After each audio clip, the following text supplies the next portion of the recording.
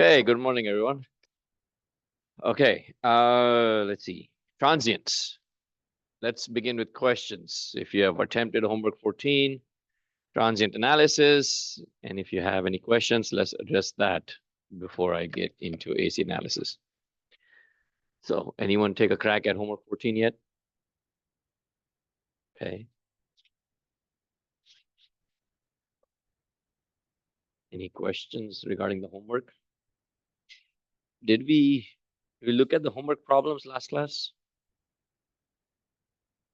Or was it only for homework 13? Okay. No one remembers? Let's see.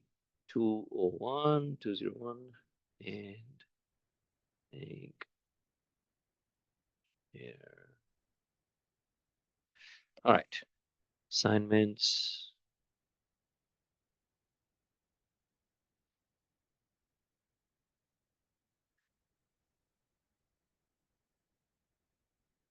P.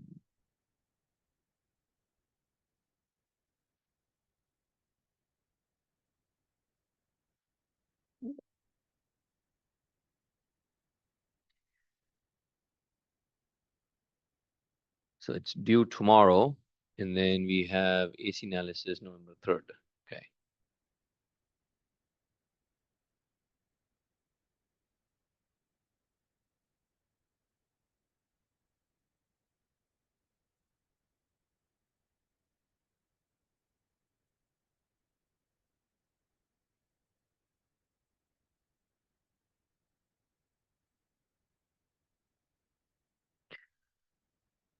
All right. So many of these questions are going to add, there are multiple choice or true or false short answer questions based on fundamental concepts.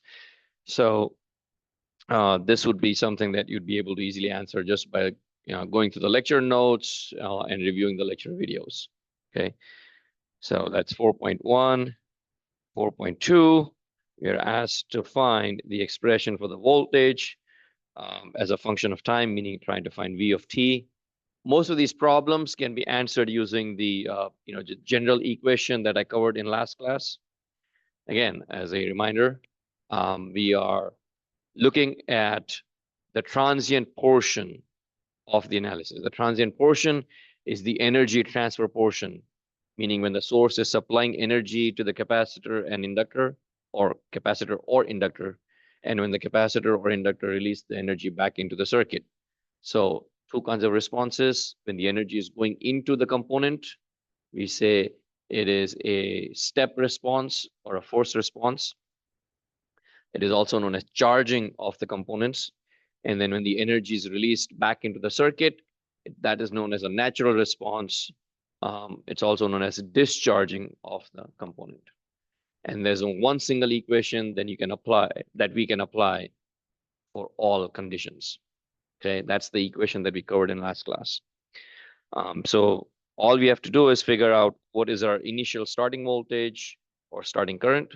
Then we figure out our final voltage or final current, and then figure out the time constant.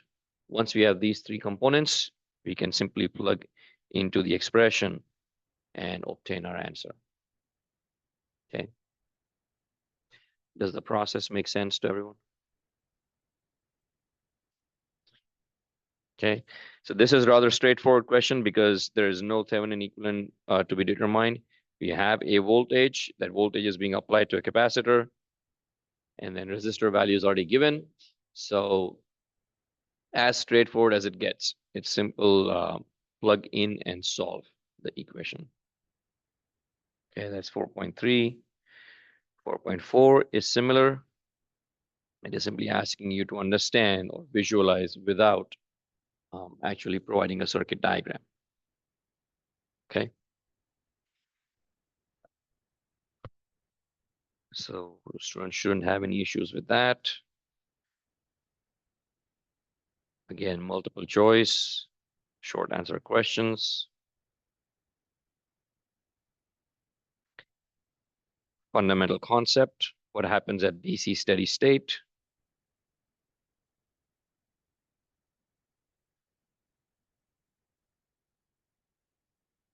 Again, straightforward.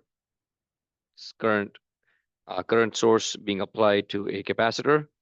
We can convert it into a voltage source using source transformation. A little bit of thinking required. And then let's see the next one, 431.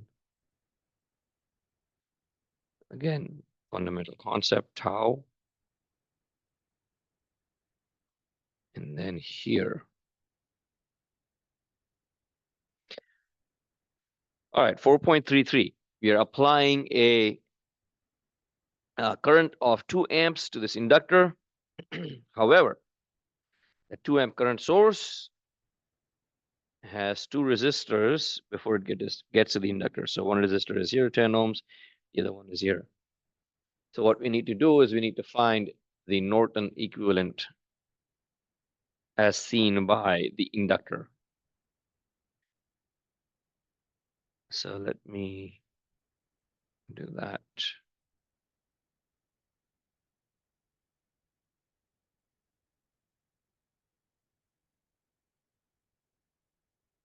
So in this case, there's a source. The source is being connected to the inductor. At time t equal to 0, the switch opens. Simply means the current before time t equal to 0, the inductor had 0 charge. It had no stored energy. At time t equal to 0, the switch opens. The thing to understand from there is that when the switch was closed, all of the current was just flowing through the switch. Nothing was going to the inductor. When the switch opens up, everything is now going to the inductor. So homework 14, and this is problem.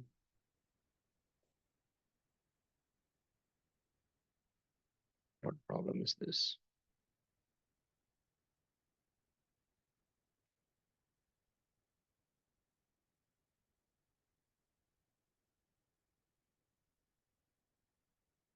.33. Thank you. Okay. So if this 2 amps, let's say this 10 ohm resistor was not present, then this 2 amps is going the 10 ohm resistor and it's flowing into the inductor. Property of an independent current source is that it will supply its rated current no matter what is connected at its output terminals. So as long as anything is connected in series with this current source, it will obtain that current, 2 amps. Okay. However, we now have another 10 ohm resistor connected in parallel to the current source. So what does that mean? Well, 2 amps comes here. There's no other pathway for it to go except make a right turn. When it hits the node at the top, some of it is going down here and some of it is going up there. So it's splitting between those 2 resistors. So the current that is now being sent to the inductor is not 2 amps. So we need to find the Norton equivalent circuit as seen by the inductor. That's where the application comes into the picture. So if we label these terminals as A and B,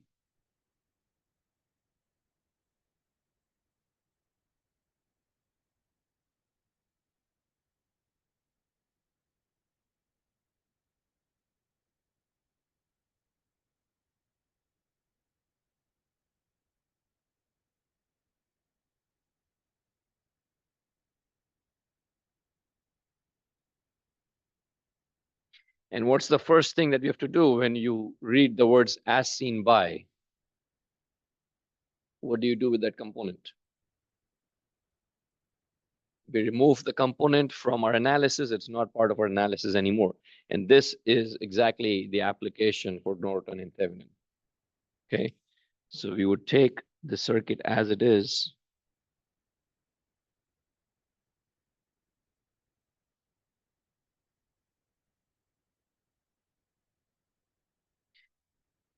And determine the current that is flowing between A and B without that inductor. So you place a short circuit wire between A and B, choose or assume a direction for current. I'm just making a choice based on logical convention and the rules. If the current is coming from the top, more likely than not, it's going down there. In this case, the circuit's rather easy, right? You have two resistors of exactly the same value, and you have 2 amp current source. So if current is splitting in two parts, what is the current that's flowing down there? ISC. ISC is the current that's coming from the top.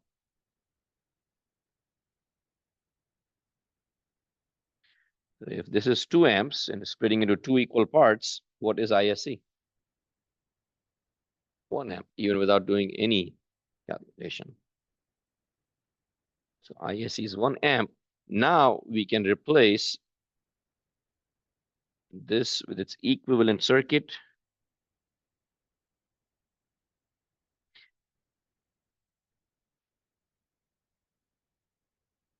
And I can plug my inductor back in there. However, we haven't yet found the Norton or the Thevenin resistance. So what is that resistance?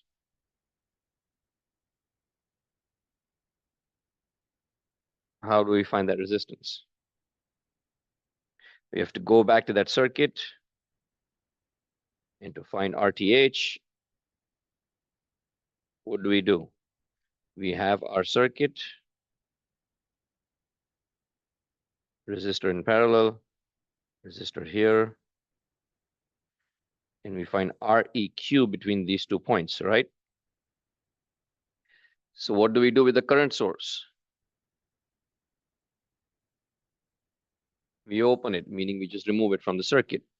So it's open. What is the relationship between the two resistors now, as seen from the terminals A and B?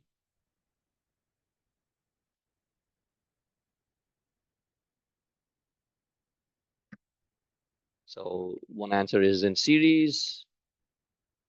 Does anyone else agree?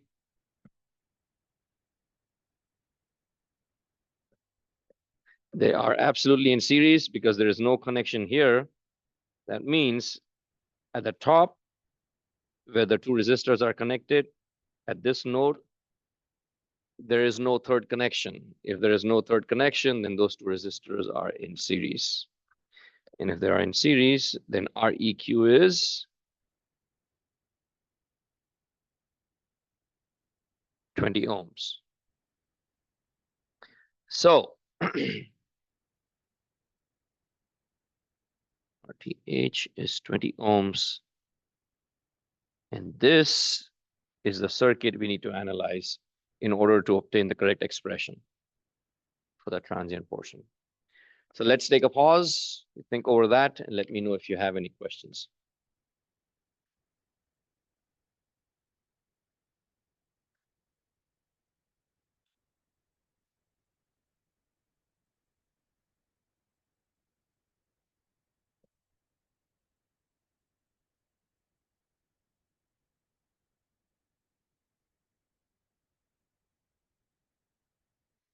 So good question. The question being asked is, how do we know that we have to find the Norton equivalent circuit? Is it just Norton, or is your question specific? How do we know whether it's Norton or Thevenin? So there are two, I wouldn't say two possible answers, but there's two possible sub questions. First question is, why or how do we know that we need a Thevenin or Norton, right? That one's easier to answer. It's because the voltage or the current that's going into that component between A and B is not 2 amps. So if there's a voltage source, then these resistors are dropping some voltage or current across themselves or through themselves. And so that's not the actual current that's flowing through that component. So 2 amps is coming from the top. Some of it's going down here, some of it's going down here. So 2 amps is not directly connected to that inductor. Does that make sense? So we need to figure out what is the value of the current that's actually going into the inductor. And the only way to do that is to find either the Thevenin or the Norton equivalent circuit. That's the first and the most straightforward answer. Because 2 amps is the source is not directly connected to that component. If the source is directly connected to the component, then yes, we would not have to find the Thevenin or Norton. Okay, so if the source is not directly connected, we need to find the Thevenin or Norton equivalent. And the sub question is, how do we choose between the Thevenin or the Norton? The answer to that is, well, we look at the component. If it's a capacitor, we want a voltage source. If it's an inductor, we want a current source. So if it's a capacitor, then we want to find the Thevenin equivalent circuit. If it's an inductor, we want to find the Norton equivalent circuit. Does that answer your question? Okay.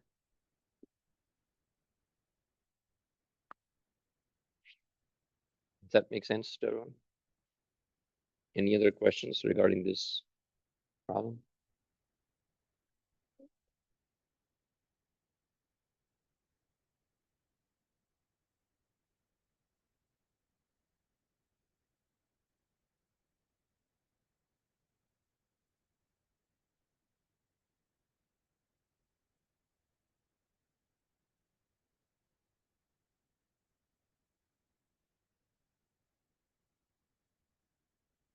Okay, shall we look at the next one?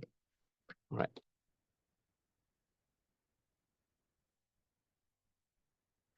All right, so that was 4.33. This is 4.34. Well, this is easier than the other one. Because in this one, the current is being applied directly to the inductor, meaning there is no other intermediate resistor in the middle. And so we can apply directly without needing to find an equivalent circuit. Okay.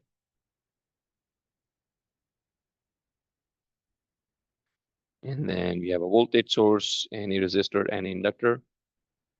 So in this case, we just do a source transformation, convert the voltage source into a current source by applying Ohm's law. So 4.38 has a voltage source. And because it's an inductor, we want to write the expression in terms of current. And to do that, we convert 4.38 into a circuit that looks like with a current source. So 4.38 converted to 4.34. So those problems kind of duplicate each other. Okay.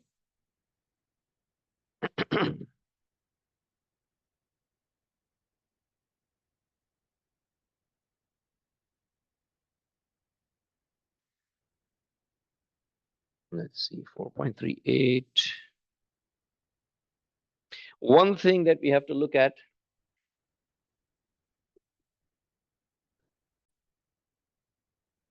Okay, so as I was saying, 4.38 and 4.34 are similar.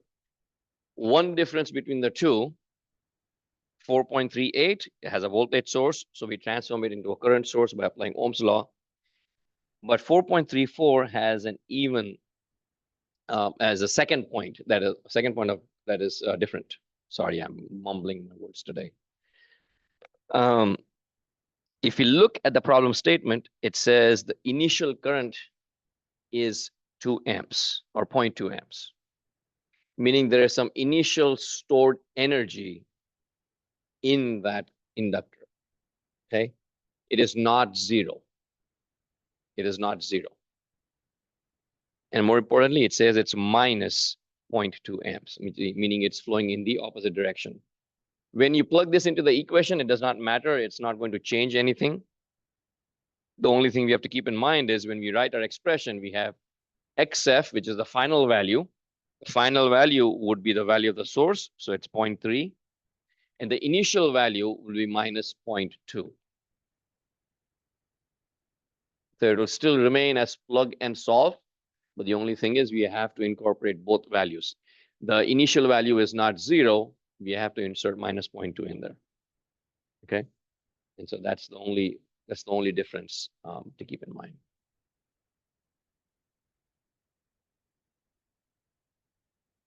Okay with everyone? Make sense? All right, let's take a pause. Let me know if you have questions about anything else.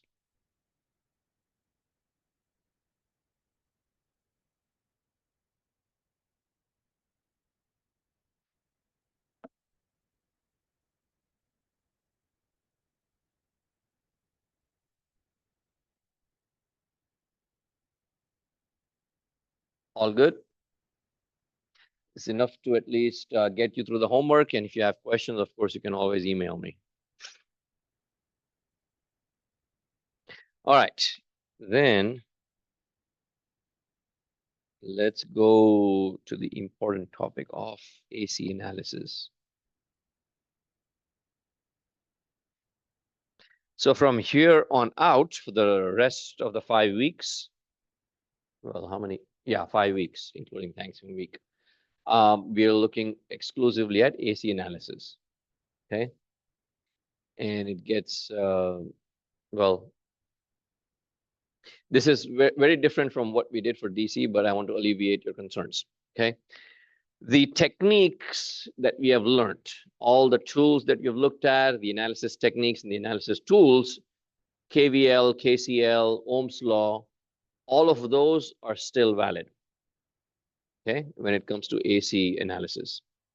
AC analysis pertains mostly, not mostly, almost exclusively to sinusoidal waveforms, and we'll talk about everything in just a few minutes. But the analysis techniques, the principles, everything is still the same. Ohm's law still works, KVL still works, KCL still works, power equation P equals VI is still the same. Okay, nothing changes.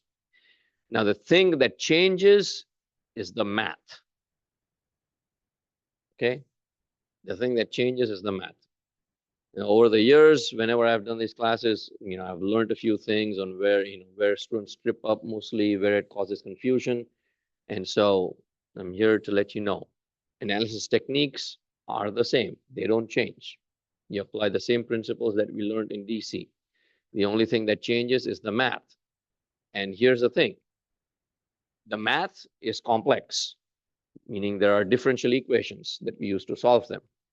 In order to make the math less complex, we use complex numbers. I like repeating that statement. In order to make the math less complex, we use complex numbers, specifically the imaginary number J. However, in electrical, imaginary number I. However, I has a very specific and important purpose in electrical engineering. We use it for current. And so I is replaced with J. So if in your own fields, you're using J for something, then in this class, you need to put it to a side a little bit, compartmentalize. And J is used for the imaginary number. Okay, the notation for the imaginary number is J. Okay, so as I said, the math gets complex. In order to simplify it and make it less complex, we use complex numbers. So in your own fields, again, this math, complex number math, is something that you would have applied in your own fields. If you have not yet applied it, perhaps there is a class where you will apply it. So show of hands, how many of you have used complex number math before for your own classes, for your own purposes, right? All scientific calculators are capable of doing this, scientific and engineering calculators. So one of the purposes in the discussion to ask students about the calculators was so that you can find other classmates who have the same calculator model, and you can help each other out when it comes to doing complex number math in your own calculator devices. That's not something that I would be able to do. My calculator is from the 90s. It's not programmable. I have to do manual calculations on there. But in modern calculators, like specific The models that you have, specifically from like Texas Instruments, Casio, those are programmable. All you'd have to do is come up with the equation and then input the entire equation in your calculator, and it'll just give you a final value. And so that's something that every student needs to learn on their own, specifically when it comes to your own devices, right? Okay, so let's get into the basics of AC analysis. AC analysis, or AC, stands for alternating current. AC is alternating, DC was direct. And then no one, to the best of my knowledge, we never ever use like the full full form of AC and DC. We simply say AC voltage and AC current and DC voltage and DC current. But AC simply means the value is not fixed. It changes with respect to time. The most common form of an AC waveform is the sinusoidal waveform. Okay, it is known as sinusoidal waveform, and mathematically we represent it using the sine and the cosine functions. Okay, all waveforms, all power generation is sinusoidal.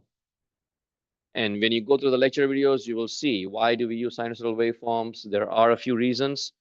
For power generation, typically in a actual turbine, you have a magnetic field.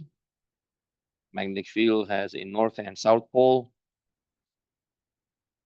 And you have a coil that is rotating inside this. And so as it passes through the north and south pole, the electricity that is generated follows this waveform. So it circles and it goes through north pole, south pole, south pole, and so on and so forth. And that's how that electricity is generated. If you're interested, you can look up videos on the internet that actually shows you the it's like an illustration that shows you the physical generation of electricity. Okay, but that is why sinusoidal waveforms are the most popular. Okay, it simply means the value of the voltage that is generated at any point in time is different. Okay, this is not about transient analysis. This is not about DC or anything. Even in transient, we say that the voltage or current value is different at different points in time, but that's a little different. We don't refer to that as AC. It's just transient portion. Okay, transients can appear in both DC as well as in AC. Okay, this AC is basically an alternating waveform. This is known as the positive half cycle, which is above, and this is known as the negative half cycle. So it alternates between a positive and a negative value. Okay, it alternates between a negative and a positive value. And then this is known as one full cycle. Okay, that is known as one full cycle. The point where the value of the waveform starts from 0, goes to a positive peak, goes to a negative peak, and comes back up to 0. And then it starts repeating itself from that point on. So those are known as one full cycle. Other shapes are triangular, square, rectangular, and ramp. Okay. A square is a subset of a rectangular waveform. The only difference between a square and a rectangular is in the ratio of these on and off cycles. Okay. When it goes positive, it is known as on. When it goes negative, it is known as off. And the ratio of these cycles, ratio of the on time compared to the full cycle is known as the duty cycle of that waveform. So that's on, and this is off. And the duty cycle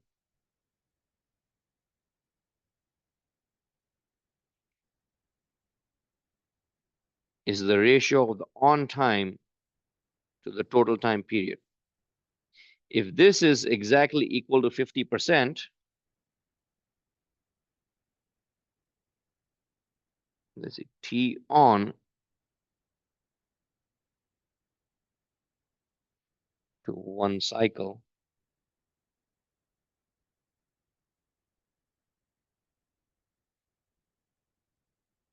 if duty cycle is 50%,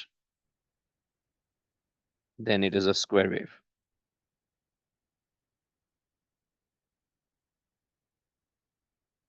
Okay, it has nothing to do with the actual shape of the waveform, because you can vary the amplitude, meaning the height of the waveform. It could look like a rectangular wave, but if the duty cycle is not 50%, then it's not a square wave. Okay, so these are just the most common waveforms that we look at, but our entire focus is on sine and cosine waveforms. Okay, sine and cosine waveforms. And when you review the lecture video, I'll talk a little bit more about that. But the mathematical expression of the sine and cosine waveform comes from this expression. We use Vm cos of omega t plus or minus theta to represent a time varying signal or time varying sinusoidal signal. Okay. This V of t also applies to I of t. I of t would be Im cos omega t plus theta. Okay. Where Vm or Im is the magnitude of that waveform, magnitude or amplitude or the peak value. Okay. So this M is also represented as P.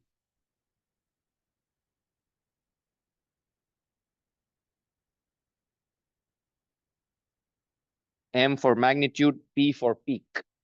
Peak would be the highest value of that waveform in the positive and the lowest in the negative direction.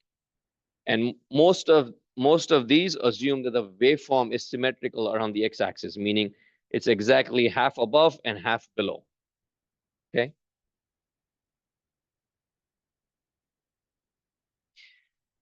This sinusoidal waveform, by the way, is also the form of the power outlet waveforms. So the power outlet voltage that we have, they're all sinusoidal. No matter where you go in the world, all power outlets are sinusoidal in nature. You could take a power outlet and connect it to an oscilloscope, and you'd be able to see the waveform at sinusoidal. Obviously, we don't want to do that. Otherwise, you end up damaging the equipment if you don't take precautions, right?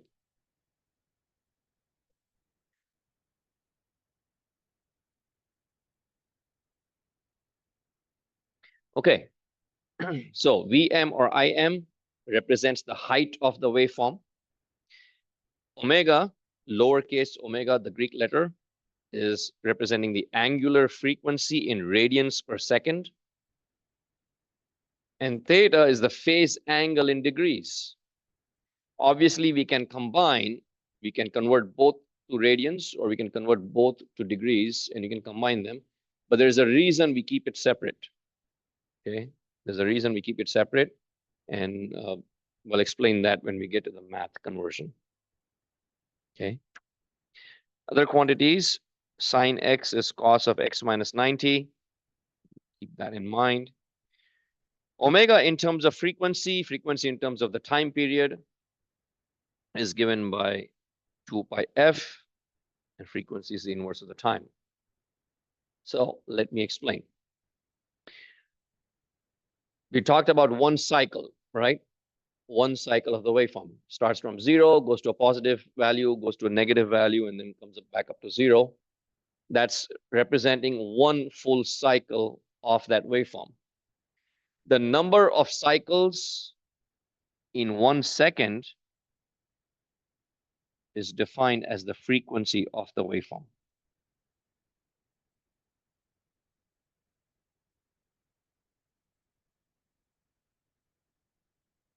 Is the frequency of the waveform. And again, all of this is there in the lecture videos. I'm just doing this in class because it's important. Okay, so the number of cycles in 1 second is the frequency of the waveform. What is the frequency of the power outlets in North America? General knowledge question. Anybody? It's there on every laptop adapter. It's on every charger. It's on every appliance you ever plug into the wall. Specifications are listed right on top of that adapter. If you have laptop adapters, you can take them out now and you can take a look on it. It will say input. And I mentioned this in class before too. General knowledge question. North America, frequency of the power outlet is 60 hertz, 60. Outside of North America, it's 50 hertz. Okay, so power outlets, voltage is 120 volts and 60 hertz. Okay, outside of North America, it's 240 volts and 50 hertz. So that means that the voltage of our power outlets goes up, goes down, goes up, goes down 60 times in 1 second. Okay, 60 times in 1 second.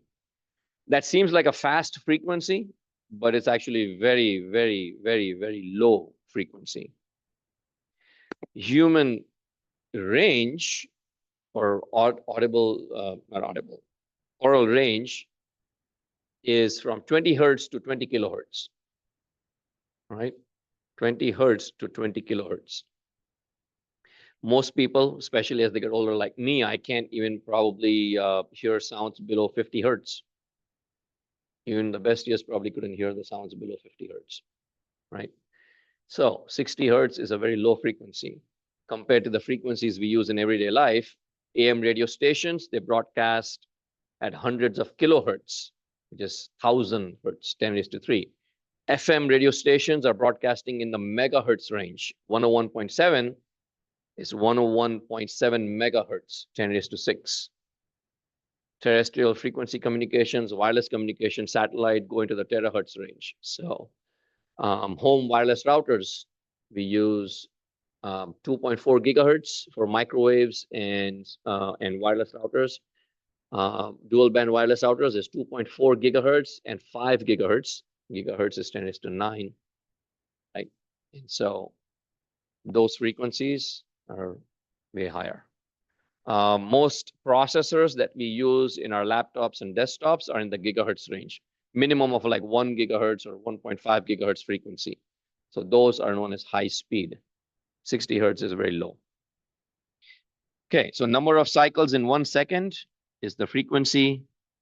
Unit is hertz, Hz for short. Angular frequency, radians per second, is 2 pi f. One circle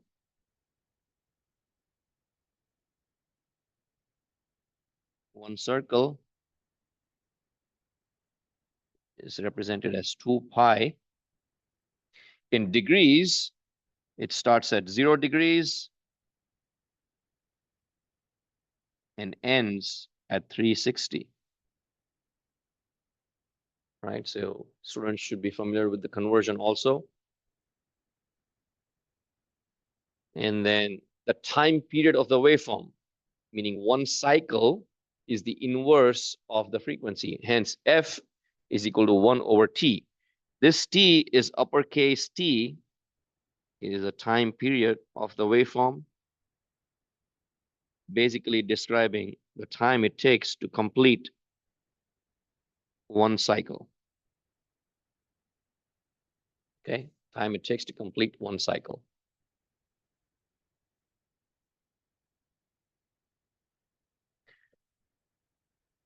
I'm going to go over these three quantities in detail in the next 3 slides, but let's take a pause, think over all of this, and let me know if you have any questions.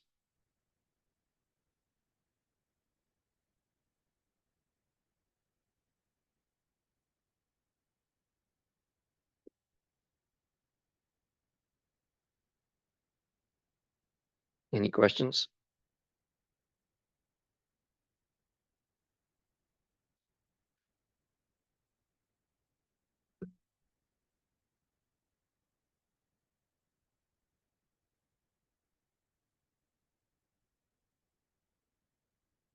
Okay, move on to the next. All right. Amplitude, magnitude, or the peak value. Okay, most books you will see the notation P. Even if you're taking the lab, you would have seen the notation P, like VP and IP. Okay. Our book, or the book that we are using, uses the notation M for magnitude, but they mean exactly the same. It's the exact same thing. Okay, no difference. Just want to make sure everything understands that. So magnitude or amplitude or peak, they're the exact same thing. What they're describing is the height of the waveform. X-axis is always time. Okay, X-axis is always time. This is 0. And right now, it's this image shows you pi and 2 pi, just for the radiance, the angular frequency. But X-axis is always time. That's what it's showing. Even on an oscilloscope, when you view or observe the waveforms, X-axis is always time. You have 0. Time t equal to 0 simply means the time at which we are beginning to analyze the circuit. The time at which we begin analysis, that is time t equal to 0. That's all it means. So here, this is time t equals 0. Okay. And the waveform is actually going to a positive peak and is going to a negative peak. And so here, we can see the waveform in blue has a peak value of 2. Waveform in black has a peak value of 1. And the waveform in red has a peak value of 0.5. Other than that, the frequency of the waveforms is exactly the same. The phase is also exactly the same. No difference. Does everybody see that? Okay. The only difference is in the amplitude. So 0.5, 1, and 2. Okay, 0.5, 1, and 2. So amplitude has changed, or the peak value has changed, but the rest is still the same. So VP is equivalent to VM, and then 2VP is described as V peak to peak. So VP or VM only represents one peak, meaning either the positive or the negative value. A peak to peak means you multiply it by 2. That's all it means, peak to peak. Okay.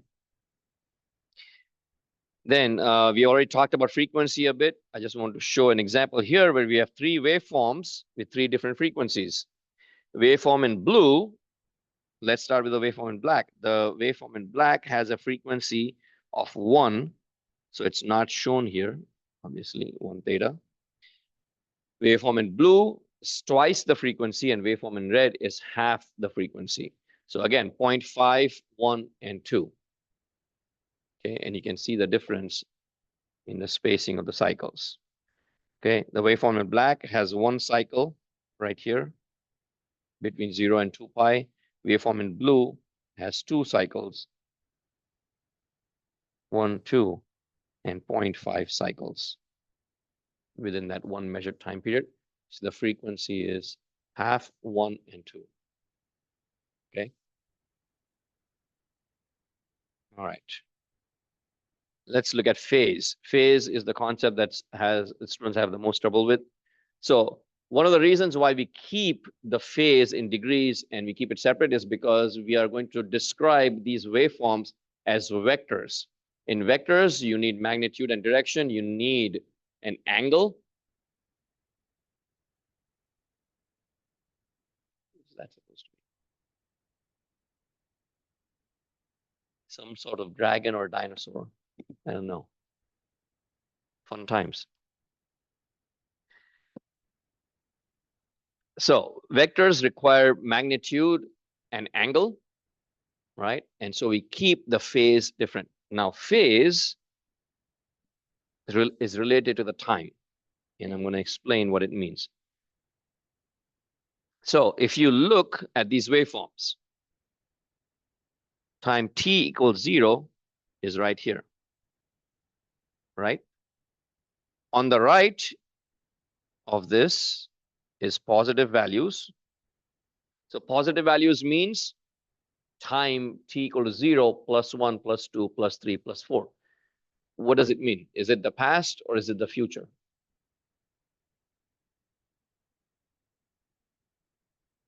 It's the future. That's you're right. You're right. So it is the future. So positive values on this side is the future. Negative values in here is the past. So if we are analyzing a circuit and we say, okay, time t equal to 0, something happened, and then calculate the voltage or current at time t equals to +5. Then we know what is going to happen in the future if this happens. That's a real life scenario that we always analyze for. And then there's also looking at time t equal to minus something, like -5, -6, -10. So what happened in the past such that the system is now in its present state? And so that's also an important thing, okay? So t equals to 0 is right there in the middle. Positive values means we are talking about the future. Negative values means we are talking about the past. So if we look at the waveform, look at the waveform in black. It is passing through the origin right here. Or it's, sorry, not passing the origin. It's crossing the x-axis at time t equal to 0. Okay, the waveform in black, again, the most important reference point, is crossing the x-axis, meaning it's beginning or ending its cycle at the origin, meaning at time t equal to 0. So it's arriving at the x-axis at time t equal to 0, and hence its phase theta is equal to 0 degrees. It's crossing the x-axis at time t equal to 0. Okay.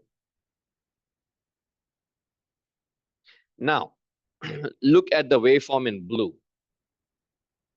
Compared to the waveform in black, the waveform in blue has already crossed the x-axis. It's on the left side. It's already gone by. It's in the past. You'll see this right here. Okay, the waveform in blue has already gone by. It's this way, right? That means it is ahead. It is ahead of the waveform in black in terms of time. And hence, it has a positive phase and is known as leading.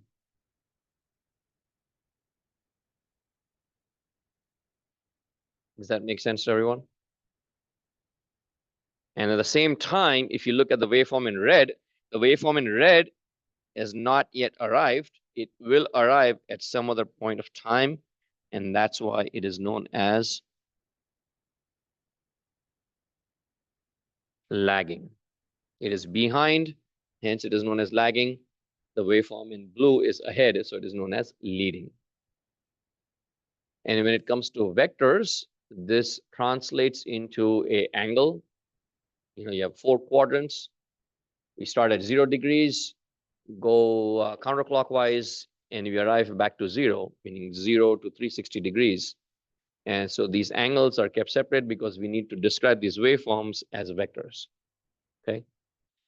So I think there's the bell. Yeah. 1 o'clock.